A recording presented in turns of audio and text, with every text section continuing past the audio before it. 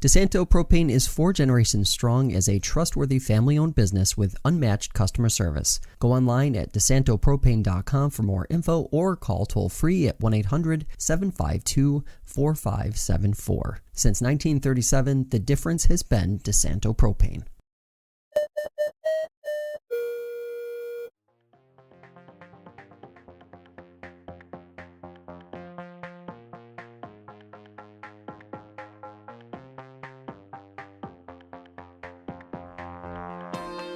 Today we are talking electric school buses. New York State has set ambitious goals for transitioning school buses from gas to electric as part of its climate initiatives.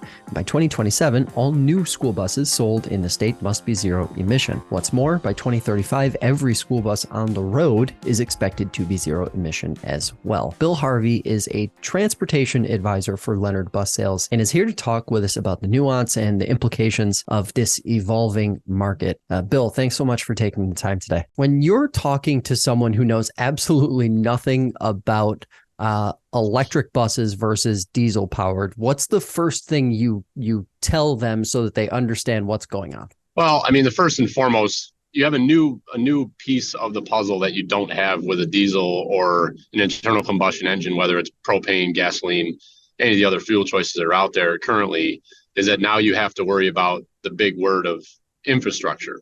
And that is truly the tripping point, the challenge for every school district, municipality. There's multiple parties involved. It's very complicated. So the bus is actually, we're finding, the easiest part of the entire discussion. And it is, what is your current standing with your infrastructure on site? You know, what sort of power do you have? What sort of power do you have access to? And what's it going to take to upgrade that? And that seems like a simple conversation to have, but it is very difficult because there's so many stakeholders involved in that, whether it be with a district or a municipality or even a private contractor. When you're talking to different stakeholders, when you're that are involved in all of that, how close or how far away is the average district when they're beginning to consider adding some electric buses to their fleet? There's quite a gap. The reality in almost every situation that I've physically touched, which across, I cover, I work for Leonard Bus Sales. I cover the Rochester Finger Lakes region all the way down to the Pennsylvania border. And I've engaged with most of the customers. So let's just say it's 25 or 30 districts that I am intimately aware of their bus garage, their facility, their operation. Most can handle 1 or 2 level 2 chargers on their existing service. And beyond that, they're going to have to add a completely new service to the building or put another transformer in, a step-up transformer, they call it, to go from 208 or 240 service up to 480 in order to do level 3 charging, which would be like referred to as DC fast charging. Mm-hmm. So we're calling it the brick wall, is that every district's got a brick wall. Some might be different than others, but it really seems like most districts can handle 1 or 2. Maybe that's 4 or 5, depending on the size of the fleet and this, how new their building is. Yeah. But like I'll use Naples Central Schools as an example.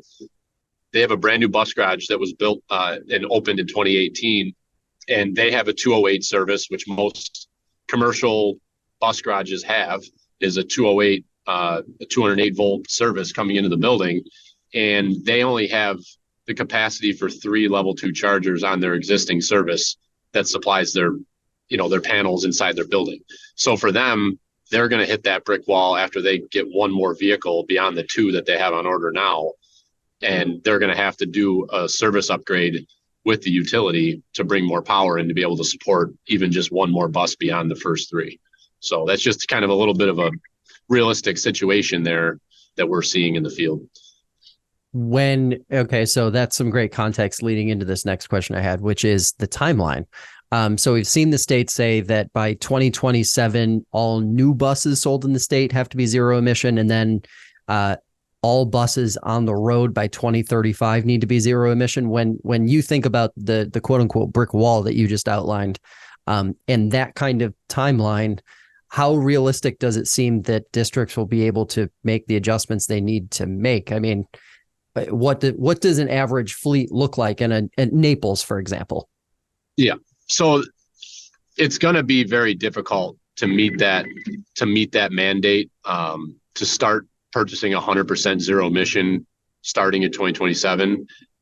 It's going to be very difficult for just about every single district that I've engaged with, that we've talked to in the industry, school districts, and it's really starting to grow within the administrations of districts, that they're really starting to realize the scope and the scale of what this mandate is and how complex it is to make something happen. Timeline wise, if let's just take Naples for example, if they're going to need an additional service brought in, it can take anywhere from 12 to 24 months to bring a new service in, a new transformer. Right now, if anybody's following, the challenges of getting equipment for electrical grid, so whether it be transformers, switch panels, things of that nature, it's taking, some of these components are on back order for 2 years.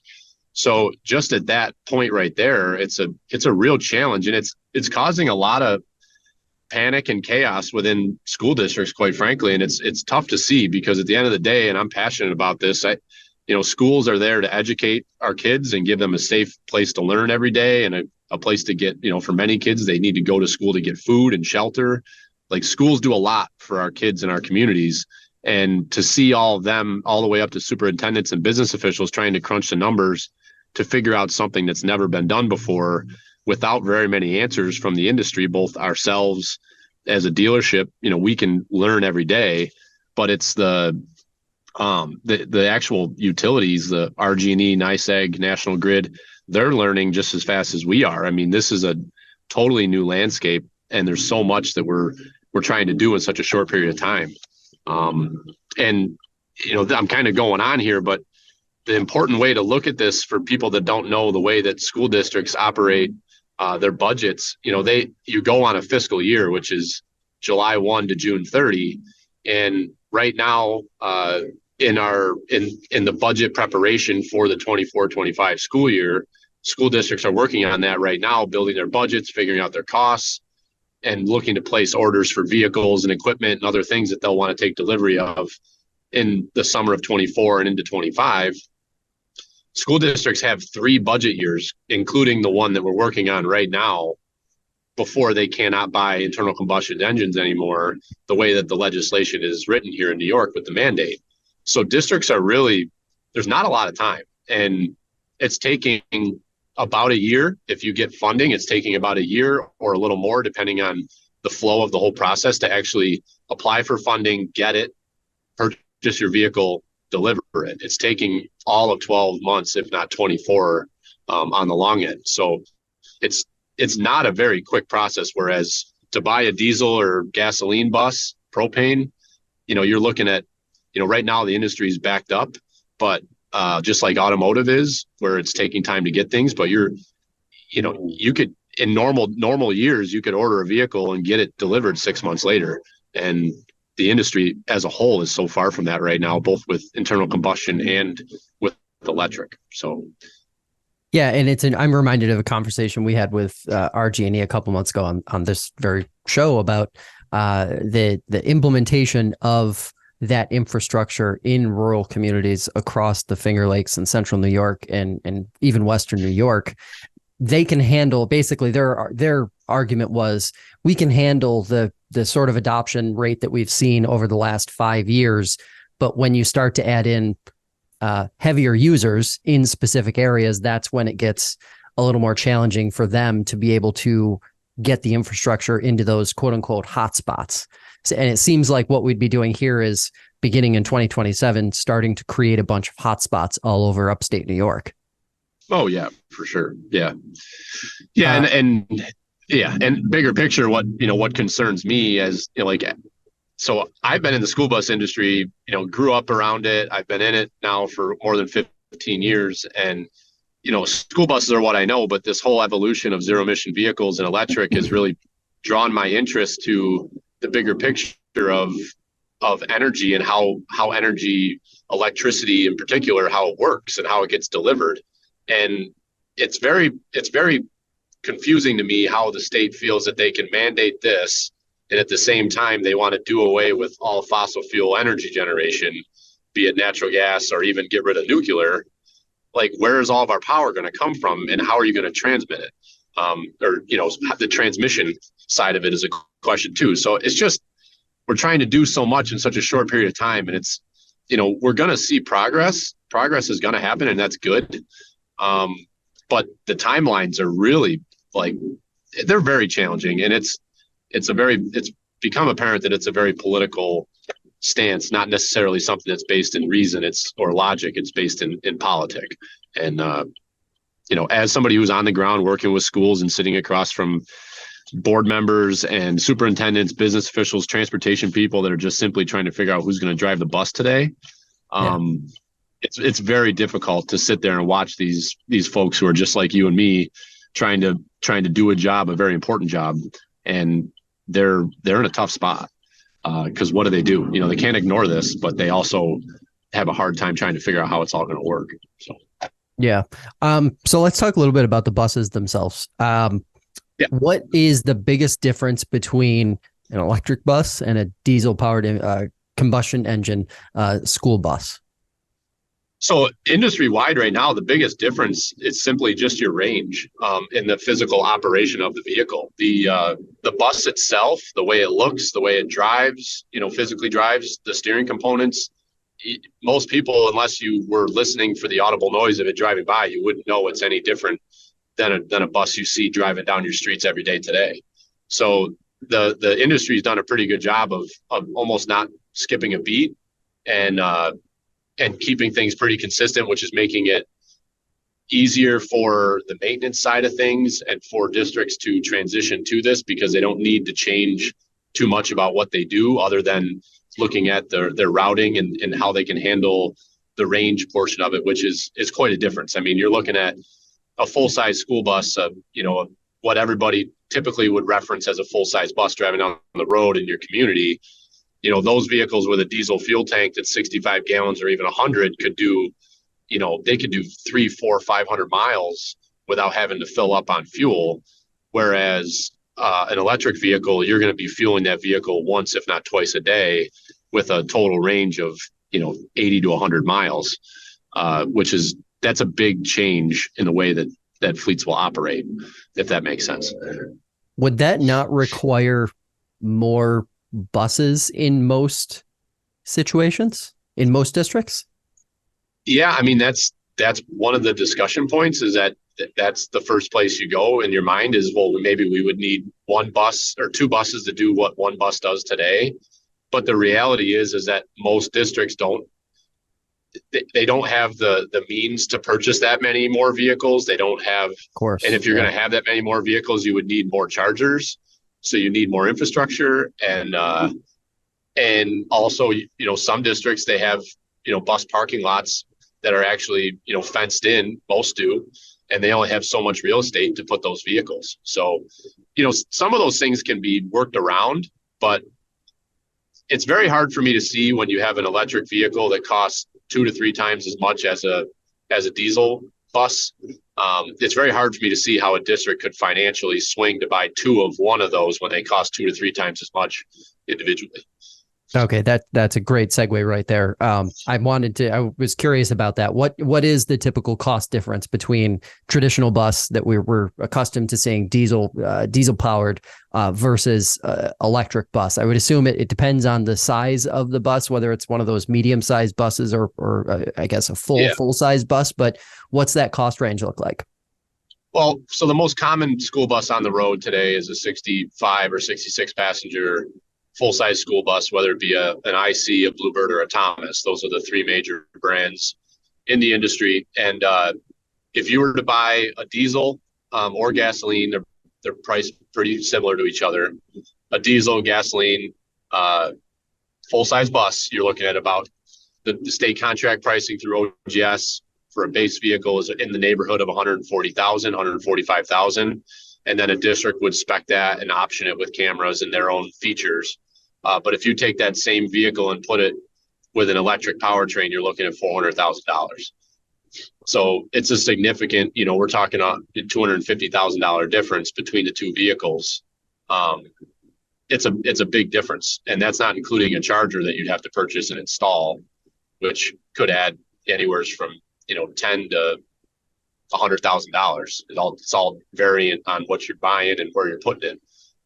So there's a lot of extra costs there. I can already hear it because I know I'm going to get these emails if I don't ask this question. But Josh, there's going to be cost savings because you're not going to be paying for fuel. Walk me through what the cost difference is on you're charging, which obviously comes with its own costs. What's the quote unquote fuel difference cost between electric versus diesel gas powered? So that is a question it's a nuanced, and so I'm stammering on this because there really isn't very good information right now on what the true cost of electric is as a fuel, right? Right. And the reason why that is because you have what's called demand charges, and also whatever rate you are put at by the electric utility based on how much energy you use at your peak period throughout a 12-month calendar year. So, for example, there's a district in the Rochester area that took delivery of their first 5 buses, and it took our G&E better part of 6-8 months to give them an electric bill for the energy that they used every single day for that 6-8 months. It took them that long to figure out what rate to put them at and what to bill them per kilowatt hour. And the reason why that is because it's a totally new rate case, I think they call it. There's probably a better term for that. Somebody will probably correct me on it, but basically what we do in heavy duty transportation is not the same as the charger that you have at the public library or in your garage for your Tesla or your Ford Lightning. Like you're on a different rate because your energy usage, to give you an example, these buses have batteries on the low end on a full-size bus that's 210 kilowatts. And for anybody at home, it's a fun exercise to take your electric bill for your house. Most people don't use 210 kilowatts for their home in a month period of time. And the amount of energy you use just to drive this bus for one day is like what it costs to power a house for a month. It's dramatic. So when you start having to figure out how do we charge for this, what is the actual electric cost, that varies. Your electric cost in Fairport on municipal power could be totally different than what it is 5 miles down the road at Gananda Central School, where they're on their own just buying electric from RG&E. So it's the answers to these questions, and I find this, and this is so funny, right? Because I sell these buses. This is my job. Yeah. But I also have to be, and I'm lucky I work for a company that allows us to be honest and share what we know today and what we're learning, and try to be advisors to our customers on what the right thing to do or how to think about this or that. But all of these total costs, these TCO calculators that you'll see out there and you hear talked about, like you've got a $250,000 delta to make up between the cost of that electric bus and a diesel. Now, we're not talking about if you get grant funding or any sort of incentives or rebates. Like those are great. If you get those, that helps you offset that upfront cost, and it brings your break-even point a lot closer. But what we're seeing so far is that the cost of electric, if you are not on charge management and and what that means is you don't have software that's driving when your vehicle charges, at what speed it's charging to avoid those peak rates. If you are just plugging your bus in every time you get back to the depot, which is what most are doing right now because we're not quite there in the industry to have everything fine-tuned to operate, like you're gonna pay peak rates. Like you're gonna be drawing energy from the grid at 6 o'clock at night when everybody's getting home and turning their microwaves on, and the energy is the most expensive. So these TCO calculators and everybody who's trying to say, but you're gonna save money, it's like, I don't believe it, not for a second, because nobody's run these things long enough to know how much it costs to maintain them. And, what does it start costing once these high voltage components, like these computers these computers on these vehicles are thousands of, like we're talking like $30, $40, $50,000 for some of these computers that are on the vehicle. And when I say computers, I mean, these are modules, drive motors. You get into some of these high voltage components we're not talking about turbochargers anymore on a vehicle. We're talking about a computer module that's sending electric current through the vehicle. That's high tech equipment that's open to the elements. You can't tell me that that thing's not going to have issues 6 years into operation when the customer needs to run it for 10 or 12 years to justify the expense to the district, and they're going to be out of pocket for that component, right? So these are things that, like, it's been a wild day and I've had some of these pretty intense conversations. So I'm sorry if I'm coming off kind of aggressive on this whole thing, but there's so much. This is where it gets to in the day in the life of someone in my position right now, is that there's so many unanswered questions, and we're all trying so hard to support what our customers and our districts and fleets need, but there's so little like real good quality information that's not tilted in one direction or the other. It's like, how do you advise on this? And I'm really grateful for the opportunity to talk to you and share this message with the audience, because like we're all going through this major transition in our country and our culture of trying to like electrify everything, but we have to be balanced and reasoned on how we're approaching this and be realistic on the pace of which we can do it. And, you know, I'll stop talking there for a second, but that's. Well, and I appreciate your tact approaching this and your honesty, because, you know, for anybody listening, you know, you're in bus sales. I mean, in theory, your company stands to benefit significantly with significantly more expensive buses being on the market in another, you know, handful of years and becoming the standard within 10 years. But still, you pointing out the number of obstacles that are, you know, are going to be in the way of a lot of districts, I think is important. And I think a lot of people have questions, like, you know, preparing for this. One of the questions when we threw it out to social to solicit some questions from readers and listeners, one of the most common ones was, well, are the batteries safe? I've heard the batteries aren't safe. Yeah. Are the batteries safe? Like, there are a lot of unanswered questions, I think, for a lot of people. And, you know, credit to you, a lot of these questions that you're bringing up and these issues that you're talking about, they weren't even among the top, I'd say, 5 of the ones that the average person had, and yet they're huge. They're absolutely gigantic. So when somebody asks you about the safety of the batteries, what do you, you know, where are we with that?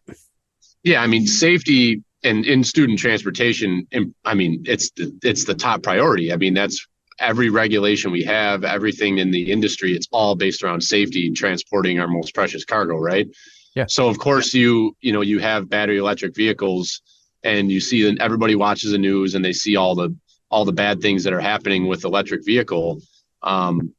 There's nuance to all of those stories, and there's reasons why all of those things happen.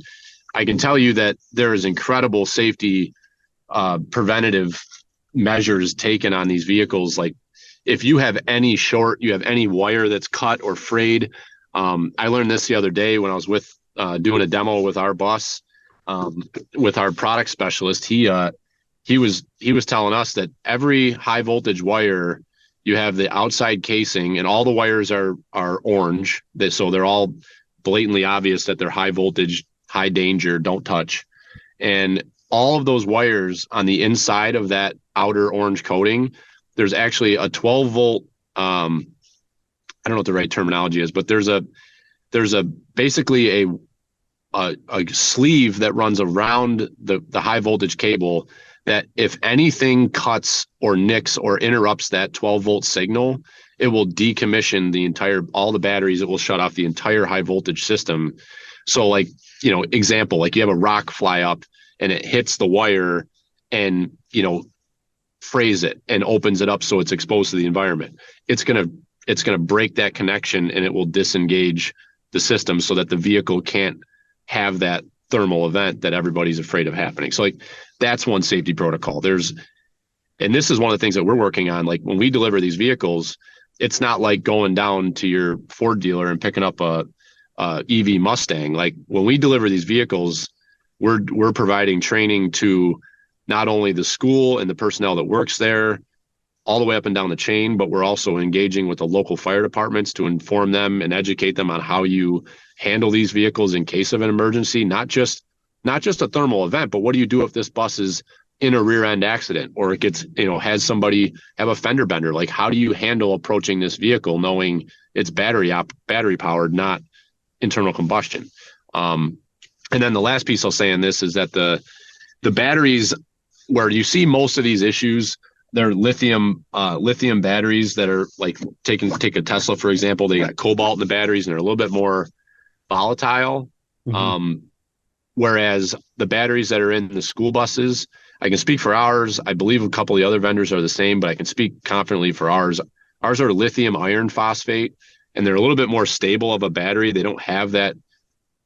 They could still have an issue. They're not a stable state or solid state battery where you don't have that liquid in there, inside of the battery that actually provides you the energy. But that iron provides a little bit more stability to the actual chemistry of the battery. And the big reason for that is the stability and safety of it. So that's, there's always going to be that concern, and we will learn more and more about the safety of these. And I think we'd be crazy to say, don't worry about it. It's not an issue, because you have to think about this stuff. But we feel confident that the batteries that are in it are well designed and well protected from the environment and crash and everything else. To keep going on that, the batteries are on all of the products on the market. The batteries are all between the frame rails, and they sit just a little bit below the frame rails, but they're very similar to the way that the diesel fuel tank or gasoline fuel tanks are located today. They're very well protected. They are, for something to hit a bus, to be able to get through to those batteries, I don't even want to know what that would look like. Most situations with a school bus are somebody drives into the back of them and goes under the bumper. Good news is there's nothing back there that could cause an issue there. And same thing up in the front area. There are high voltage components up there, but those are the computer modules and inverters that you don't physically have the batteries exposed to any sort of potential collision there. Okay, so a couple more questions before I let you go. Grateful for the time, of course. Cost of the maintenance, or what the maintenance schedule looks like for an electric bus versus combustion engine. Is it much different, or is it roughly kind of the same thing? You're dealing with the same kind of stuff? Yeah, it's pretty similar. And aside from changing oil and fuel filters, you're going to be changing coolant and coolant filters. So that's your oil is now coolant. So you just have a little bit of a change in exactly what you're doing. But, as far as the mechanics out there, they're trying to figure out what their jobs might look like with this. I don't foresee there being much change in demand of the actual work. And for those that don't know, like school buses, every single school bus in the state of New York has a DOT inspection every 6 months. So there's preventative maintenance. There's 30-day PMs that are done, that are going to continue to be done the same way that they always have been, because you still have the same brake components, the same interior lighting, safety features, everything. Like, all the stuff is still the same, just the drivetrain is different. So not a huge change there. Okay. How long do they take to charge? How long does one of these full-size buses, 65, 66 passenger buses, take to charge? You mentioned that you have to be, in theory, some districts might have to be charging them twice a day. Like, what does that timeline look like? So it's all variant, of course, on the size of the charger that you have. But the most common, I'll just give the two different cases. You either have a level 2 charger, which would be a 19.2 kilowatt charger, which is going to be the route that most districts go to get started, because it's the easiest way, the least expensive, and you need the least amount of power on site to do it. That would be like 10 to 12 hours to charge from empty to full. So that'd be like an overnight charge. You plug it in at the end of the day, 5 o'clock, you come in the morning, the bus is charged and ready to go for the next day. That's the easy button. That's the longer charge cycle. If you were to go with a entry level DC fast charger, you'd be looking at like a 30 kilowatt. Use that as an example. That's what we have here at the dealership. We have one of each, the level 2 and the level 3. And we can charge a bus that comes back at 30 something percent. We can charge it up in 4 to 5 hours on that. And sometimes even a little bit shorter if it's not that cold out. When it's cold, it takes the vehicle a bit longer to charge because the batteries need to be conditioned and need to be warmed while that process is happening. So, do the batteries perform worse in the winter? Well, that's one question I've seen a couple times on social media now in the last 2 weeks. significantly worse. Yes. Oh, really? Yeah. So that what we're finding is it's like 20 to 30% loss in range in cold weather. And if you think about it, a school bus is just a giant tin can without much. They don't have like R40 insulation Right. around it, so it's not super efficient as it pertains to heat and retaining it. So there's a lot of energy lost on the heating of the cabin to keep the passengers warm, and there's a lot of energy lost to keep the batteries warm. So the batteries on these vehicles, and this is all electric vehicles, this isn't just a school bus, the batteries are happy at 70 degrees and in that realm. So each vehicle's got a battery thermal management system, which is basically an HVAC system solely focused on keeping that battery pack happy. And it will kick on when the batteries are cold and it will heat the batteries. And if it's super hot out, sitting in your parking lot, it's 90 degrees, the batteries are getting hot, it'll kick on and actually cool the batteries with. I had a call come in. So you still got me? Oh yeah, I got you. Okay. So there's quite a impact on the batteries in the cold weather. So we're looking at like about, we look at it 1.5 kilowatts to drive 1 mile. Like that's like kind of how the industry talks about it. How many kilowatts does it take to drive a mile?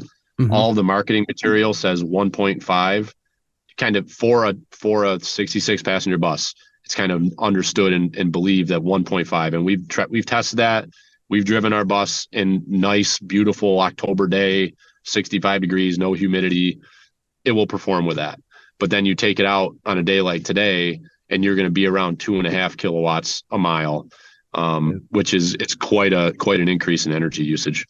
So just going back to the range that we talked about earlier, that 80 to 100 mile range of what is kind of standard at the moment for an electric bus would be, in theory, reduced by, say, 20 to 30% when it gets colder, like in December through February in upstate New York?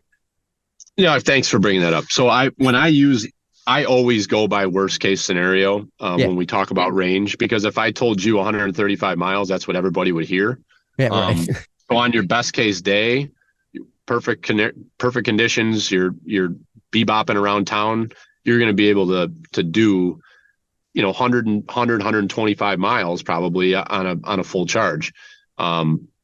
Variables, of course, but you go into this cold weather, you're looking at 80 to 90 miles before your driver is getting a little bit anxious because their fuel gauge is showing close to E, and where's the nearest charger. Right. So yeah, that's when we're doing, like, we're working with districts all over the state, but in my territory, like when we talk about this, we talk about what is your worst day that you have to operate, because if you plan for that, you can do anything. That's how we kind of look at trying to plan and guide districts on this. And last technical question for you here: lifespan. What's the lifespan of an electric bus versus a combustion engine bus? I mean, they're so new that maybe we don't really have the best data on that yet. But I'm curious, what do we think the lifespan is, or what do you guys see? Well, that's exactly right. I mean, we know, being the fact that it's the same physical bus, the actual structure, and in our environment, upstate New York, cold weather, 6-8 months out of the year, it feels like sometimes, but you've got the issue in New York State is corrosion. And what we don't know from our environment on a long period of time is how are these things going to hold up to, in particular, sodium chloride that's being spread on all of our roads around this beautiful state. That eats away at just simple metal panels like you wouldn't believe on a vehicle. Everybody knows, everybody drives in this, they understand what this salt does to our vehicles. So industry wide, the warranty, what tells me something is that the industry says your batteries are warranted for 8 years. All the manufacturers are at 8 years. So to me, that tells us that they feel confident that the vehicles and the battery in particular are going to have a lifespan of 8 years that they can operate and do the job. Now, that's not really talking about battery degradation, which is a whole other conversation. That I think we're going to see most districts are going to want to stay close to their same rotation, which is 8 or 10 years in that realm, 7, 8, 10 years. Some districts in the Finger Lakes region, which I assume is most of your audience, some districts are on a 5-year rotation. It's going to be very difficult for those districts that are on 5-year rotations to purchase an electric bus and only keep it for 5 years because of the sheer cost of the vehicle, as well as the fact that I don't know if people are aware of this, but currently districts are repaid through the state, through state aid over a 5-year period of time on a bus purchase. So if Seneca Falls Central Schools buys a bus and they have, let's just say the bus is $100,000 and they are on an 80% state aid through transportation, over 5 years, they will get repaid $80,000 from the state for that vehicle purchase. With this mandate, along with that, the state changed the repayment period from 5 years to 12. So now a school district is going to have to take repayment of that vehicle now over 12 years, which spreads those dollars out even longer. So if you're on a shorter rotation, in theory, you could potentially have vehicles that are no longer in your fleet that you're still receiving aid on, that's a whole nother part, I guess, of this conversation. But the complexity, I guess, just to demonstrate this whole thing is it's kind of very messy right now. Like districts trying to budget and figure out how this is all going to work out on paper without any funding. If they don't get grant money through the state or through the federal government, like how do they fund this? That's a very difficult answer to figure out right now. And it sounds like math that would be very challenging for a lot of rural districts across the Finger Lakes and Central New York to make work as enrollment shrink and that state aid number keeps shrinking as well. Yeah, that's an interesting point. And not to interrupt you, but one of the things that a lot of, like, I didn't know this until I was in this job working in this business, is that you take some of our school districts like a South Seneca or a Romulus, they have a very low aid ratio because they're along the lakes and there's a very high tax base. The property values are high, but you go to the communities are they're a rural community. There's not a lot of industry. There's not a lot of work there. And like you said, those enrollments are falling. So it's a very challenging thing for districts to figure out. Like I go to a district in the Rochester area that's at 90% aid. That's a totally different situation than going to Naples where they're at 54. Like it's a totally like not even fair, really, if you look at it on paper, like how they're supposed to operate their district in the same way that a district does 30 miles north. So yeah, it's that part of it is a how do we finance schools question more than anything else. Last question here for you. Biggest misconception that you think the whole conversation around electric buses would be better for if it didn't exist, if the misconception was gone? Well, from which angle, I guess, is the question. Pro EV or anti EV? I guess that's the question. I would say, well, either. Give us either one, whatever. From working inside of the industry, I guess I'm just curious, like what misconception do you find, like in your day-to-day work, maybe the most annoying? Okay, that's actually a pretty easy one. So there's a big misconception out there that these vehicles weigh dramatically more than a internal combustion engine vehicle. So they do weigh more, but it's not dramatic. So we're talking about 3,000, 4,000 pounds, all depends on spec and everything else. But the GVW, the gross vehicle weight rating that the vehicle can physically withstand when it's loaded with children and cargo, it's still the same vehicle. It still can handle the same weight. So an unladen 66 passenger bus, roughly 19,000 pounds, you put battery power, you're looking at like 23,000 pounds. So it's not a dramatic difference. Most districts, their facilities, their lifts, their bus garages, their parking lots, they're all built to withstand that weight and they can handle it. That's a huge misconception that I get a lot of administrators. It's interesting. It must have been something that was brought up at some conference or trade show that everybody heard. And then that was like the one thing they walked away with was, oh my God, our new bus lifts aren't going to work with our new vehicles in 5 years. That's a big misconception. I'll say another one that is, I've been amazed at how well this vehicle performs in the hills. I spent quite a bit of time over the last, well, 2 weeks ago, I had the bus down in Steuben County, down in around Bath and Hammondsport, and drove some of the most wicked seasonal roads that you could find down there with the bus drivers that run those routes every day with a diesel bus. And they were blown away by how well that electric vehicle performed, not just climbing, but also coming down with the regenerative braking. So I think that's a fun part. Like, take all the things that I've just said for the last 35 minutes. The vehicles are awesome and they're really fun to drive. I think the experience for the driver, for the students, everything, like the vehicle experience is great. It's all of the what ifs and the unknowns and the longevity and the financial questions that we all like. I don't think anybody, I can speak for us, like we're not opposed to this as an industry. We're trying to figure this out. We're trying to fly the plane while we're building it. And it's very difficult on the ground to make that happen. But the progress is happening and the vehicles are incredible. And, we'll just get more and more confident with them as time passes on. I'm glad you're wrapping there, because that has to be from our perspective, covering the whole debate around EVs and electric buses, even, or electric vehicles just at large. It's interesting because from my point of view, it doesn't seem like people are very opposed to the actual thing itself, as in the electric vehicle itself. It's what they're opposed to is the government mandate, the state expectations, the cost, obviously significantly more expensive than combustion engine. And I think that's an important thing for people to take away from this conversation is, despite all the challenges and the things that districts are going to have to overcome here, the buses are solid. They're good, right? Yeah, 100%. And that's the thing. For your listeners, for the, community members that are out there, like, understand that your districts are trying to navigate this too. And when it comes to, we've seen a bunch of challenges across the state with local communities voting, not a bunch. There's been a couple public votes that have gone down to use money to offset the difference between grant funds that were received.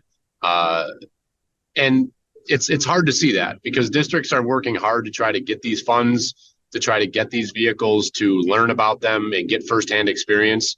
And to have the communities not support it, it's very difficult to see because the people that are, whether it be the board members or the superintendents, business officials, they're trying to do what they're being mandated to do and take advantage isn't the right word. They're trying to capitalize on the opportunity to receive the funds to get off the ground with this.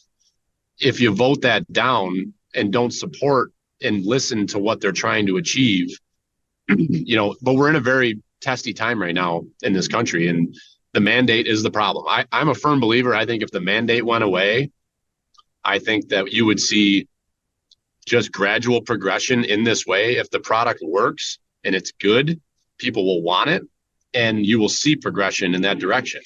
And that's what I'm lobbying for. That's what my hope is that this mandate goes away and we can just let the industry and let the demand of the market drive us in this direction. And then we can be prepared as a dealership network and as a group in the state of all the dealers that support these products to be able to truly be able to provide that great experience that we do today with a diesel, gasoline, or propane vehicle. Billy, appreciate the time and the expertise. We're definitely going to have you back. We need to have a couple more of these conversations over the next 6 to 12 months for sure. Yeah. Hey, and I got to add one more thing.